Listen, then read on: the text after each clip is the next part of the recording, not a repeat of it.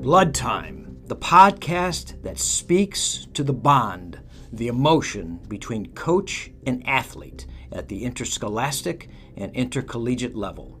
Each interview, each segment will reveal that bond and what was learned, how they were transformed, and what each athlete took to the world at large from that transformation.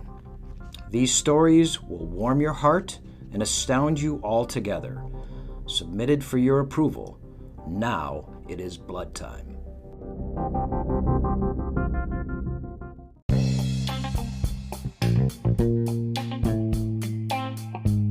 Hey, this is Coach CIMORONI for CIMORONI COUTURE. We have a Christmas, Hanukkah, New Year's special that we'd love to present to you guys. Buy one suit at $10.95 or higher and get one at 50% off now until January 2nd. Or buy one entry-level suit at $7.95 and get a shirt for free. Check us out at CIMORONI COUTURE. That's CIMORONI COUTURE, 216-287-1522, 216-287-1522. This is Blood Time, and I want to thank the fabulous Ryan Peters, who led and leads with love. Our guest from the last episode, award-winning athletic director and dear friend of mine. It was a terrific interview, and I really am honored that he was one of our guests so far. Leading with love was one of his lessons and pretty much the lesson. Today, I'm here with a former and current hero of mine. He was one of the great wrestlers at Beechwood High School when I was a young man, wrestling there. And one word comes to mind when I think of this man. It's tenacity and a single-mindedness that he would not be denied. We have today attorney Alan Kraus, the captain of the 1973 Beechwood Bison wrestling team, and longtime friend. Alan, welcome.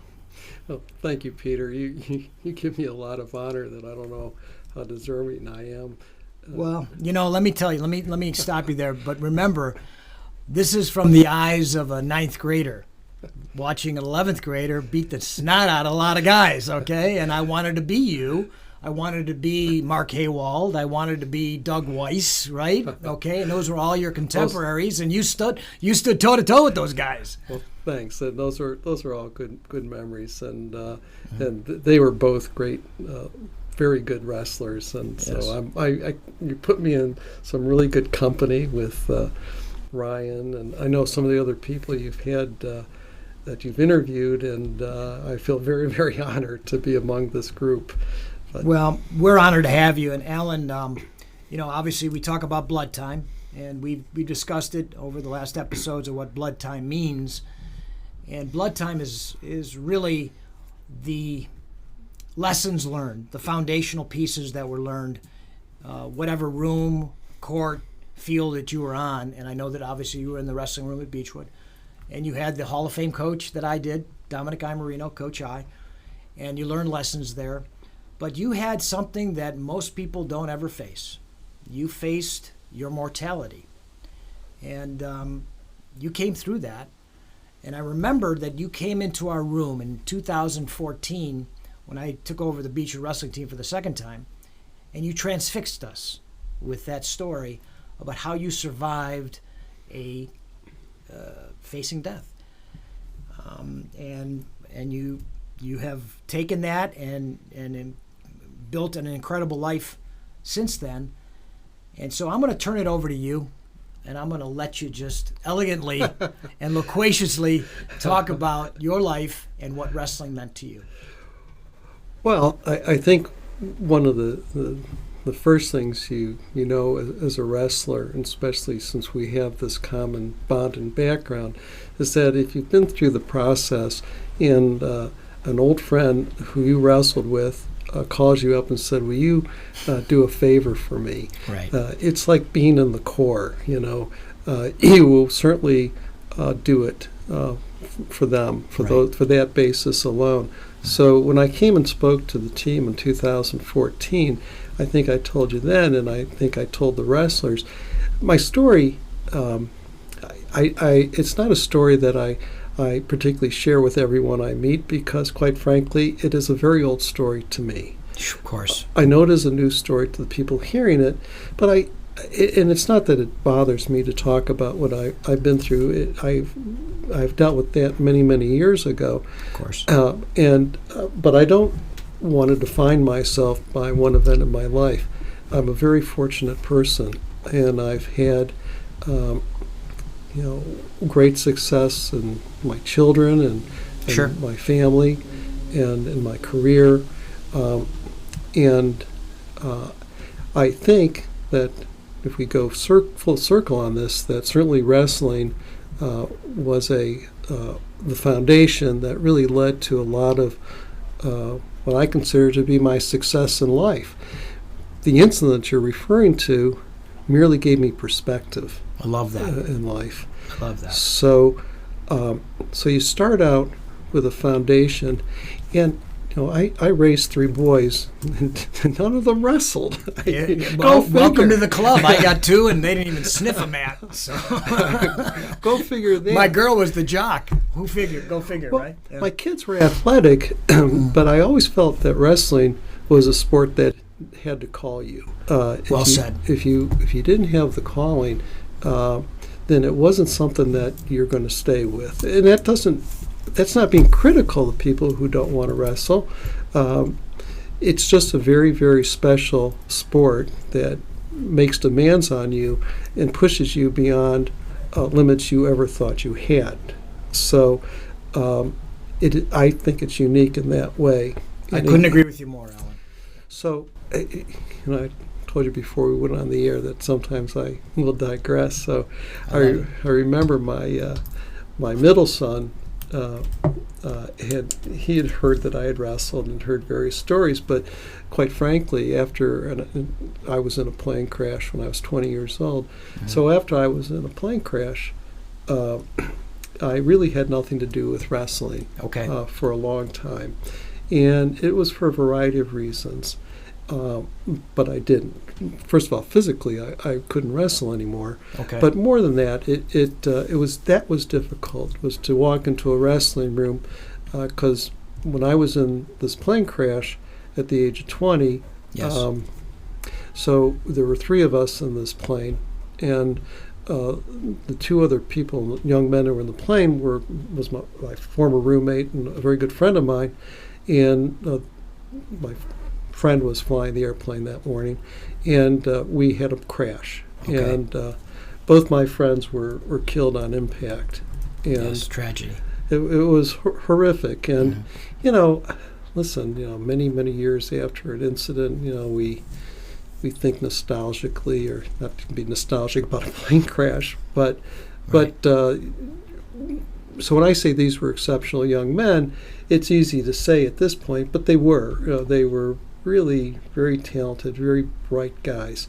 And I loved flying, and my other friend loved flying, and sure. I just loved, getting up, and didn't take much of an excuse to go somewhere. Sure. So they were exceptional young men. And so I broke my back in this accident, and it was a lower spinal cord injury. Mm-hmm. So after the accident, it probably took a good 4 years before I was pretty much independent of a wheelchair. Okay. And as you know, I walk with a brace on my leg, and I use crutches. Yes. But I certainly consider myself very, very, very lucky that's. Well, you always had that upper body strength, and you had those great hips that I remember in wrestling. And I remember you at the Scheinbart pool, dunking people, jumping in from your wheelchair and still dunking people because you had that upper body strength. So I'm thinking, this guy's going to do okay. And you were probably about 22 at the time. So, well, I certainly remember being at the Scheinbart pool. Absolutely. That was a good place to be. That was a very good place for the twins, indeed. Indeed, as we digress, right? But it's a good memory from the 70s. it was a good memory. Before I was in this accident, I was still working out, although I was not wrestling on a collegiate level. I was actually working out at local high schools, and I was in pretty good shape. Sure. And so, and I have told this to some people. Mm-hmm. So when the crash took place, it really, I think, I survived, I believe, because I was in great shape. Right. And ironically, I had these very thick, strong legs. Yes, you did. Which I, Right. how many short guys threw the legs? Exactly. But you also had an explosive single, if I remember correctly. Good single, yes. good double. So I was able to brace before impact, but so much has happened to me, Peter. Of course. And really, I don't know why I remember that though. It's so I don't wild. know either. But I remember him just like literally being folded in half because you were just perfectly in line with his belly button. you just destroyed him, well, man. I was physical Yes, you were. as a young man, and I think it's kind of funny. I've had people years later ask me questions like that. Do you remember when you did this guy, or you did this in this wrestling match? Right. And it's not like I have such a bad memory, but I have to tell you that I will talk more generally about wrestling and coaching and what it's meant to me, but on that type of detailed level, it doesn't mean as much to me. I got it. At one time I was interviewing, this is many years ago, after I'd become a lawyer, and I was interviewing a young lady about a case, and in the middle of the interview, she looks at me, she says, "What's your last name?" Right. And I said, it's Kraus. Uh-huh. "Did you wrestle?" I said, "Well, yes, I did," I said, with kind of pride. And of course. She said, "I'm from Richmond Heights." So the Exactly. listeners won't know that Beechwood and Richmond Heights at that time had Sure. a big wrestling rivalry. Yeah. They had a great coach. Coach Paporis Yes. was a wonderful guy. coach. Wonderful and, guy. So you mentioned Doug Weiss. So Doug Weiss and I, when we were in 8th grade, because Beechwood was 7th through 12th grade. Right. So as 8th graders, we were starting on the junior varsity team. Okay. And my recollection is that Coach Marino, had to forfeit every one of our matches because we were too young, Of course. to do that. But so I knew Coach Paporis from 8th grade on. Sure. He knew me.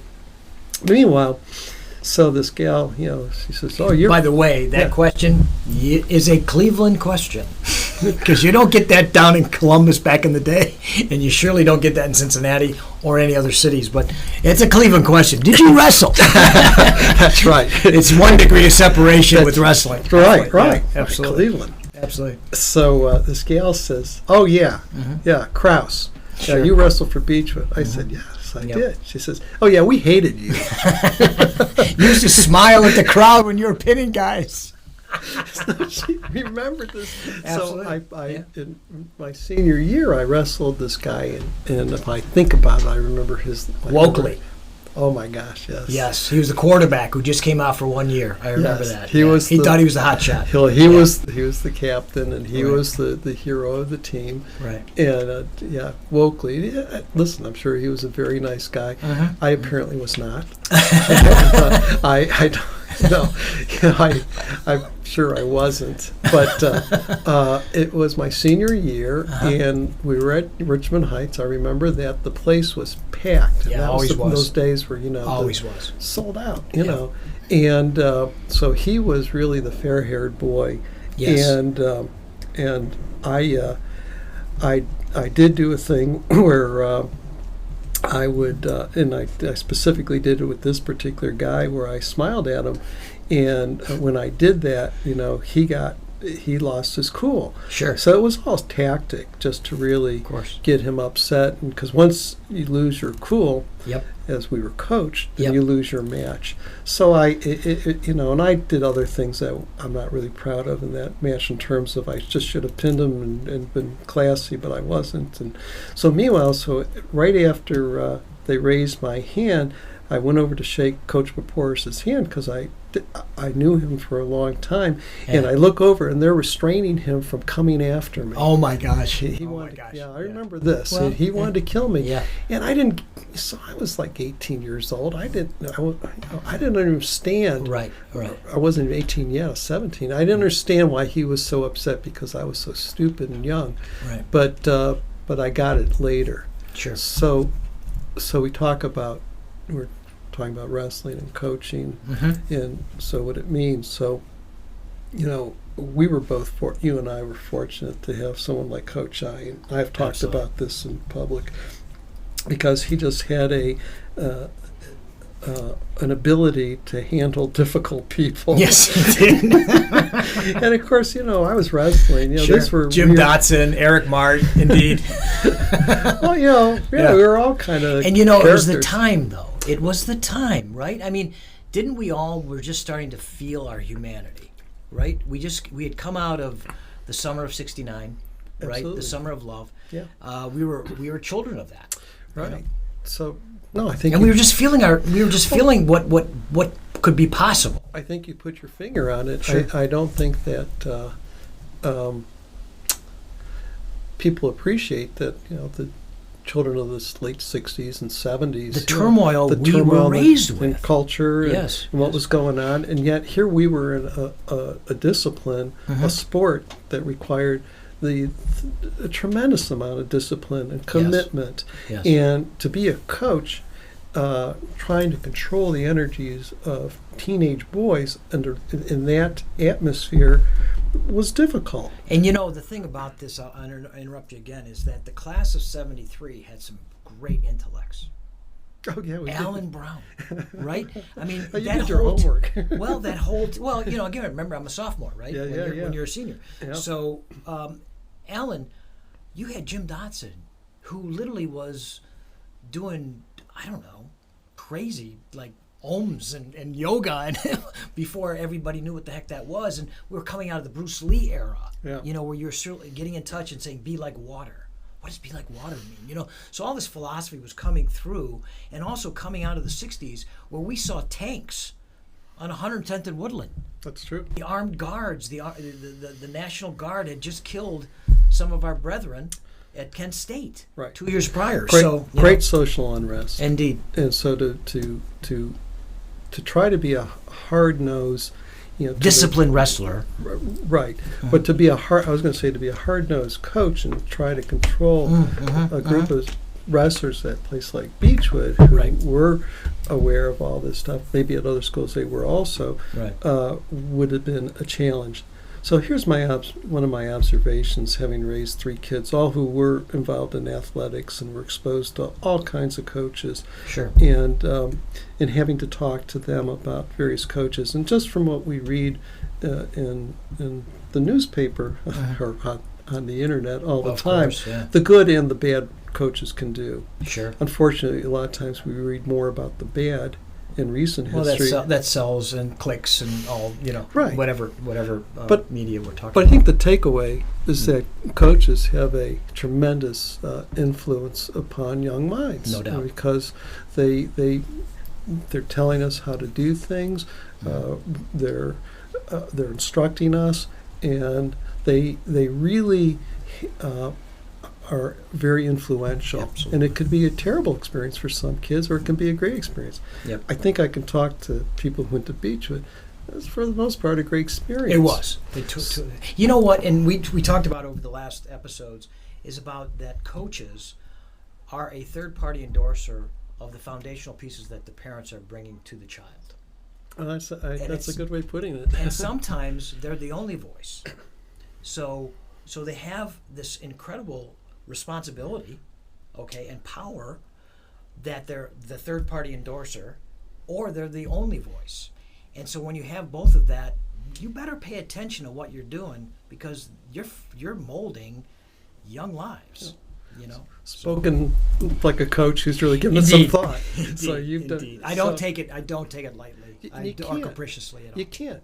But I think someone like Dominic Iamorino, Yes. a lot of it was intuitive. Absolutely. You know, he was just intuitive on a lot of this stuff. And he was just a natural leader. He was a natural leader, and he could take a guy like Alan Kraus, who, you know, what's the deal with this guy, and you know, and keep him reined in, yet encourage him and inspire him to work hard and to understand, at a time of cultural upheaval, that discipline and hard work is what's going to get you to a goal. Yes. So we talk about coaching and what it can do and what it can't do, and how it can harm. I know you understand this, having coached all these years, but I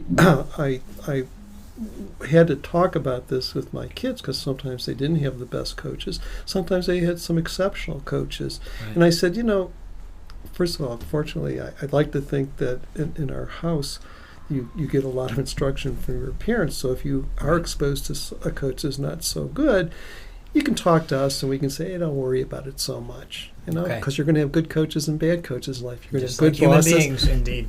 Good, you know. But if you get a good coach in a sport like wrestling, it really can set you up for some great success.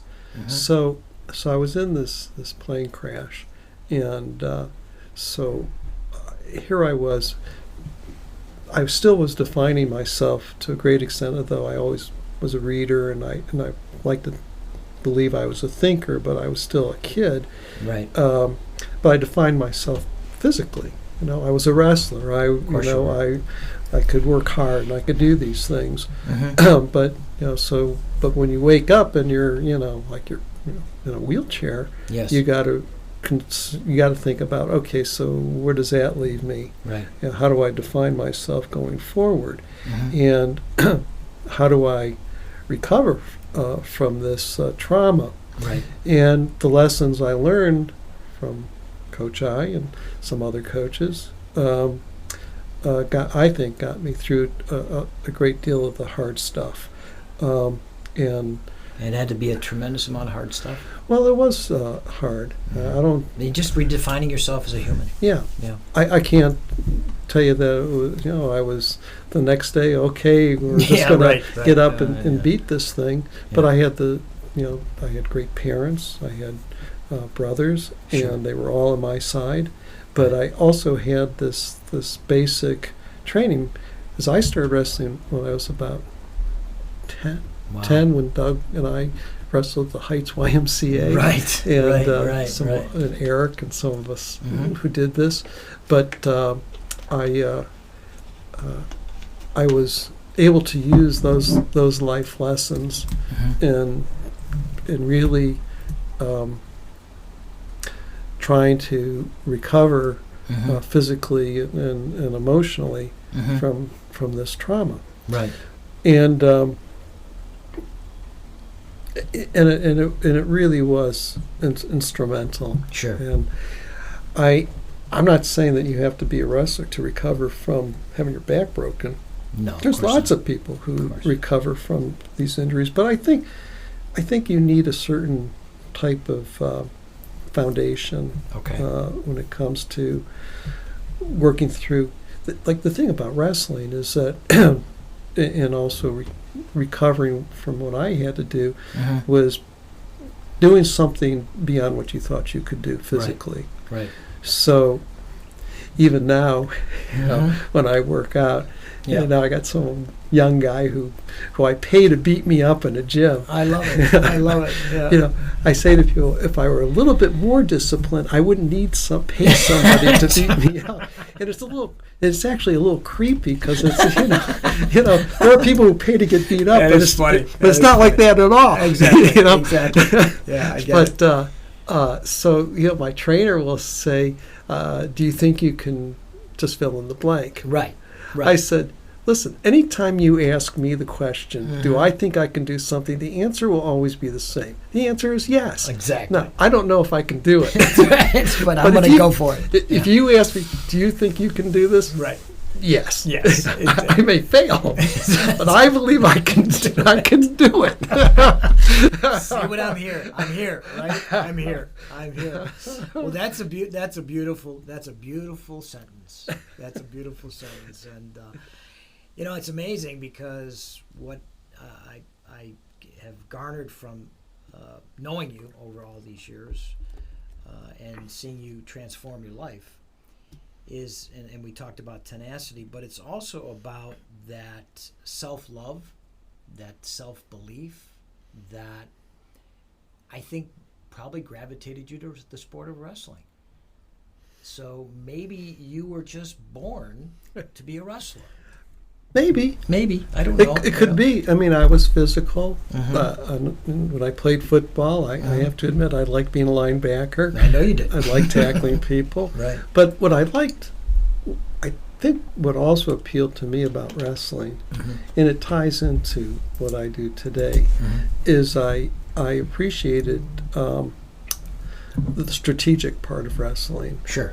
I liked the intellectual part. I liked the intellectual part. Yeah, I love that too. I liked the angles, the strategy. Setups. Yes, the setups. I always loved takedowns. Exactly. And, it's interesting what you're talking about, the mind games, because I was a 152-pound center, so I had to play mind games against the guys who were over me. But I learned it from you and from Haywald. And Haywald used to do a thing where he would look like he would line up when the guy was down and he was on top. He looked like he'd line up to the left and go to the right.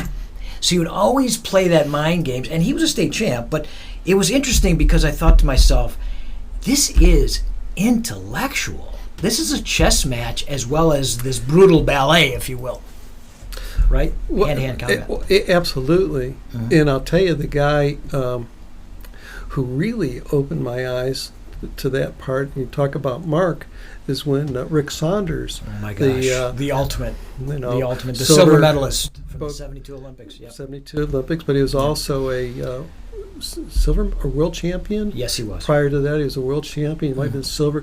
I mean, Rick Saunders was, an incredible wrestler, and he was a character too. Yeah. And so when he spent a year with Mark, right. I had the opportunity, because Mark and I beat the crap out of each other all the time, but then we also would go to other high schools with Rick, right. And having this at that time he hadn't been in the Olympics yet. Yes, exactly. He was getting ready for the Olympics, but he was a real character, and some of the old coaches weren't fond of him because he was kind of a hippie-ish guy. Sure. But the truth of the matter is, Rick would portray or put out this image that he didn't take it seriously and all this other stuff. Right. But then Mark would tell me that he would get up really early in the morning, ride and go run for 6 miles or 5 miles. Sure. So he did the work, and he came from that disciplined background.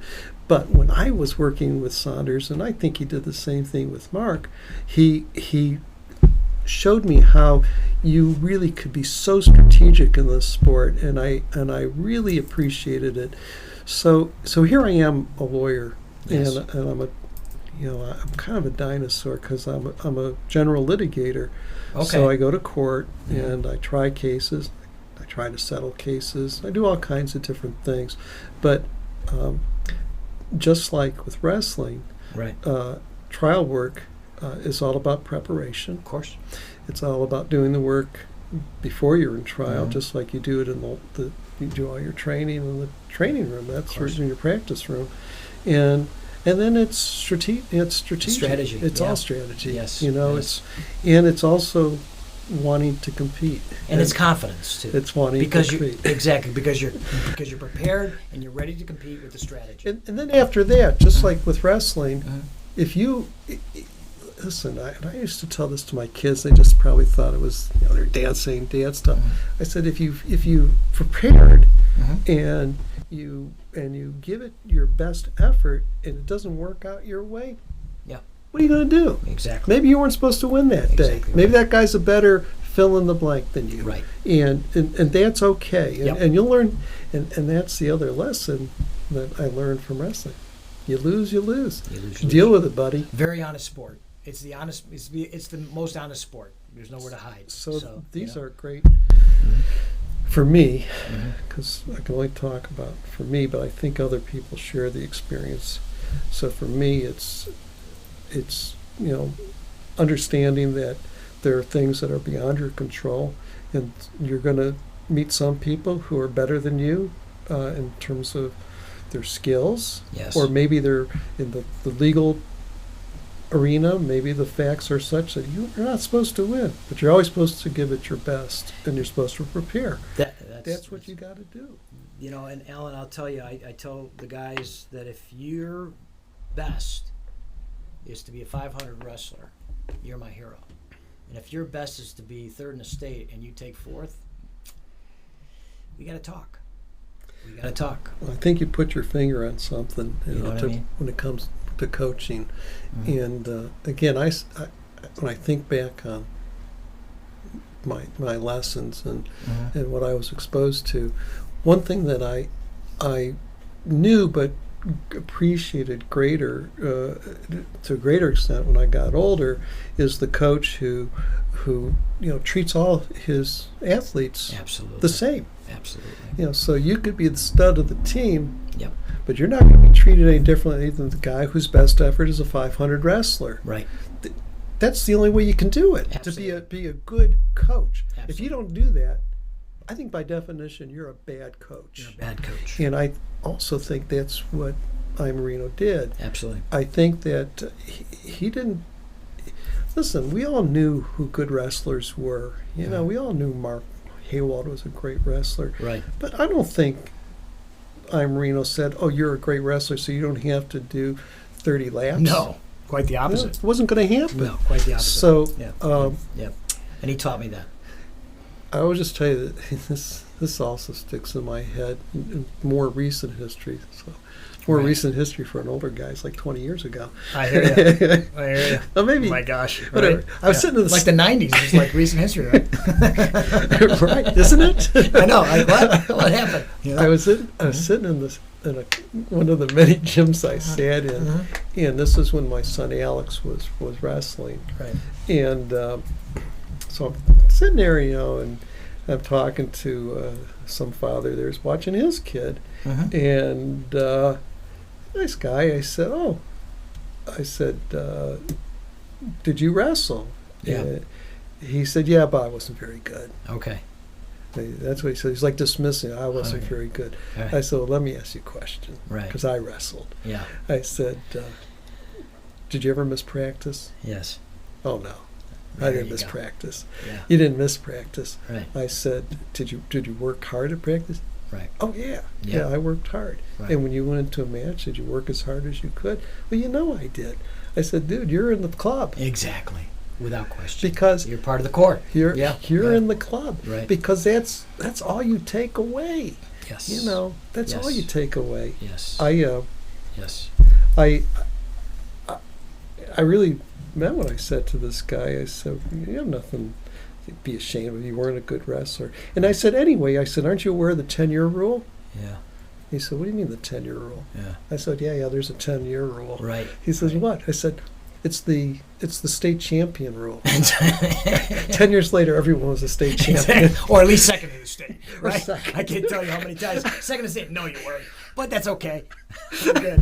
We're good. We're good. It's like, who cares? Exactly. Who cares? Except Exactly. the people who can walk up. I had one other guy, I don't remember when this happened, one other guy, one of these things, a guy walks up to me, he goes, you're a Kraus, aren't you? Yeah. I said, yeah, I can't deny it. He said, I wrestled you, and he tells me like the date and time. I feel it. like years ago. Yeah. And you beat me by 1 point. Oh, wow. Wow. I did pretty good that day. That's right. I don't know what he's talking about. I know. I said, I'm sure you did great. I know. If I didn't pin you. Exactly right. I didn't say that. Exactly right. Well, it's interesting because I remember vividly this moment in time when Saunders, Jimmy Carr, Mark Haywald, Doug Weiss, and you were all in the same room going at it. Oh.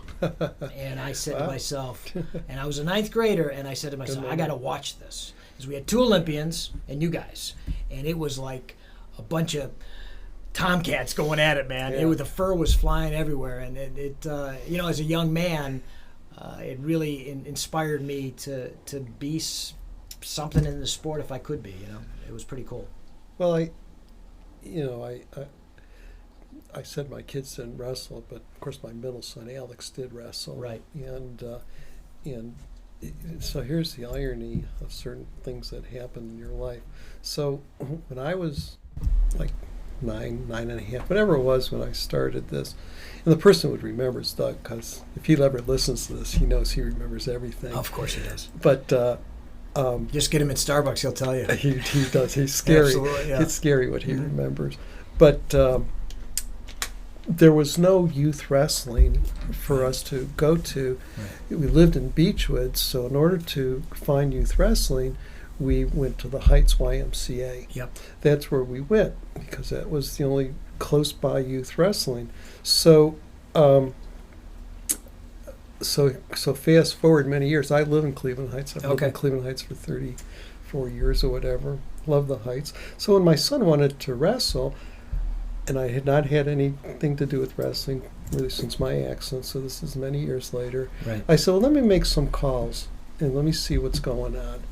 And so the first thing I find, this doesn't surprise me. As soon as I start calling wrestlers, it's like I never left the room. Exactly. It's like I never left the room. Right. And I find out that there is no YMC wrestling at the Heights. The best youth wrestling that's nearby is Beechwood. Yeah, I go, I can't catch a break here. That's right.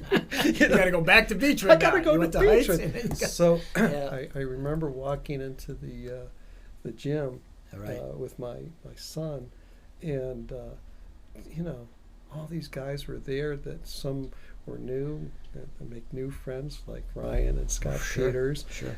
You're around and. Yep. Ronnie Madow, one of the early God bless him, yeah. Right. And again, it is so embracing because, and I kind of get myself chills. I feel you. But I really felt like, oh my gosh, I've been transported. It's like nothing has changed. And Coach I and they all love my son. Right. And you're back into the family. Oh my gosh. Yeah. And he had quick success, and because he was my kid. No, of course. No, because he had good coaching at Beechwood. But I remember he was also a very good hockey player. Sure. And he was coming up to 9th grade, and he had to make a decision. Yeah. Is he going to wrestle or is he going to play hockey? Right. And ultimately, he came up to me probably before he started 9th grade. And he said, Dad, I've made a decision. And I kind of knew what his decision was. He says, I'm going to stay with hockey. Right. And then after I beat him up, he still That's right. You put him in a front headlock, choked him out, woke him back up, and you say, are you sure? That's right. Well, I think, yeah. I said, honey, I don't care what sports you go with. First of all, you now have experienced wrestling. Sure. And I remember we were going down to Columbus for the Tournament of Champions, the largest one-day tournament in the country, and with Scott Peters. Of course. And Alex had to weigh in, and there was some concern. Okay. And so he was cutting some weight. Sure. And he was doing it, and I remember driving to Columbus, and I said, how you doing? He says, I'm fine, Dad. I got this. I got this. Okay. And I said, just think, here you are at this age, and I'm not saying cutting weight maybe is and he wasn't cutting a tremendous amount. I mean, he was doing it in a healthy manner. I said, but you're having an experience in a discipline that few kids your age are having right now. And with a fantastic coaching staff. And you're approaching it with, this is something I can do, and I can be disciplined. Yep. And we had there was a term that we used from this book that we read. It's an old martial arts term. It's called eating bitter. Okay. Eat bitter. Fair enough. Yeah. And he said, I'm eating bitter. I'm eating bitter, Dad. Eating bitter. I said, you are, buddy. I love it. That's what you're doing. Yeah. Well, Dad knows that a little bit, right? Dad knows that a little bit. Yeah. Well, Alan, this has been an absolute beautiful moment in time. I really am honored and appreciative that you spent this time with us and shared the stories of your life and what coaching meant to you and the sport meant to you, and did so elegantly. Well, thanks. And again, Pete CIMORONI calls me and says, "Will you do this for me?" Oh, God love the you. answer is yes. God love As you. long as it's legal. Exactly. It's legal. There's no question. It's The answer legal. is yes, Yeah. because that's what happens with wrestlers. Yes. That's the And deal. I want to thank you again. And, again, not only does the word tenacity ring true with this chat, but also I just, again, love. You just exude a self-love that is rare today, and it's so healthy. I mean, it's just been a very healthy 45 minutes that I've spent with you, and I really, really appreciate that. So thank you very much for coming here. This was Blood Time with Alan Kraus. We are blood. Thank you. Thanks, Peter. I want to leave you with this thought of the day. Do what you love with alacrity as the good servant.